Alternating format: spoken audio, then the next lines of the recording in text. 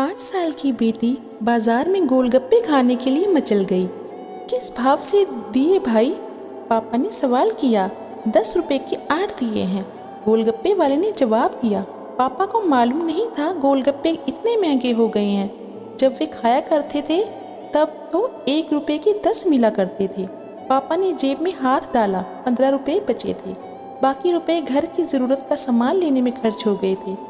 उनका गांव शहर से दूर है, 10 रुपए तो बस किराए में लग जाने हैं। नहीं भाई, 5 रुपए में 10 दो तो ठीक है, वरना नहीं लेने। यह सुनकर बेटी ने मुंह फुला लिया। अरे अब चलो भी, नहीं लेने इतने महंगे। पापा के माथे पर लकीरें उभर आई। अरे खा लेने दो साहब, अभी आपके घर में है तो आपसे लाड भी कर सकती है। कल को पराए घर चली जाएगी तो पता नहीं ऐसे मचल पाएगी या नहीं। तब आप भी तरसोगे बिटिया की फरमाइश पूरी करने को।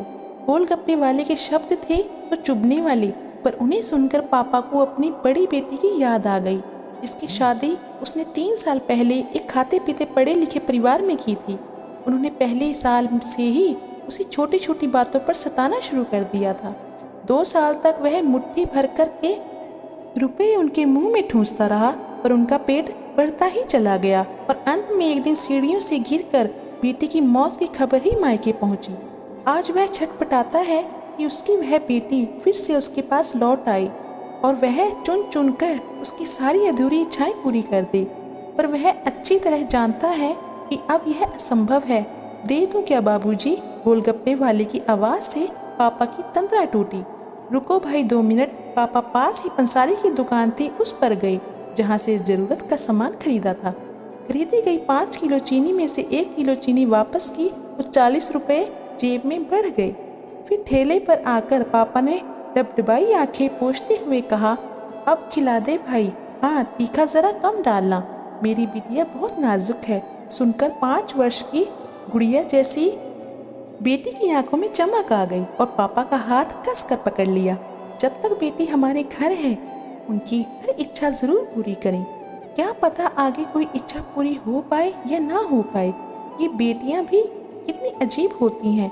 जब ससुराल में होती हैं तब मायके जाने को तरसती हैं। सोचती हैं कि घर जाकर माँ को ये बताऊंगी, पापा से ये मांगूंगी, बहन से ये कहूंगी, भाई को सबक सिखाऊंगी और मौज मस्ती करूंगी। लेकिन जब सच में मायके जाती है तो एकदम शांत हो जाती है, किसी से कुछ भी नहीं बोलती, बस माँ बाप भाई बहन से गले मिलती है, बहुत खुश होती है, भूल जाती है कुछ पल के लिए पति ससुराल।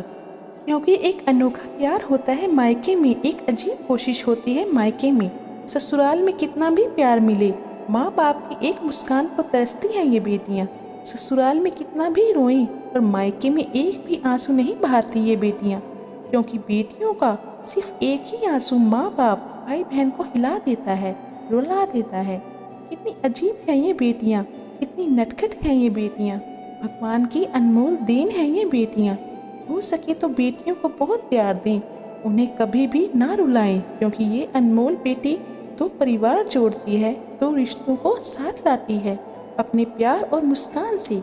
हम चाहते हैं कि सभी बेटियाँ खुश रहें, हमेशा भले ही हो वो मायके में या ससुराल में। खुशकिस्मत है वो जो बेटी के बाप हैं, उन्हें भरपूर प्यार दें, दुलार करें और यही व्यवहार अपनी पत्नी के साथ भी करें, क्योंकि वो भी किसी की बेटी है और अपने पिता को छोड़कर आपके साथ पूरी जिंदगी बिताने आई है। उसके पिता की सारी उम्मीदें सिर्फ और सिर्फ आपसे हैं। अगर आपको ये स्टोरी अच्छी लगी हो तो चैनल को सब्सक्राइब ज़रूर कीजिए, अपने दोस्तों के साथ भी शेयर कीजिए और कमेंट में ज़रूर बताइए कि कैसी लगी आपको ये स्टोरी। मिलते हैं अगली वीडियो में कुछ ऐसी ही स्टोरी के साथ। तब तक के लिए हंसते रहिए और औरों को भी खुश रखिए। धन्यवाद।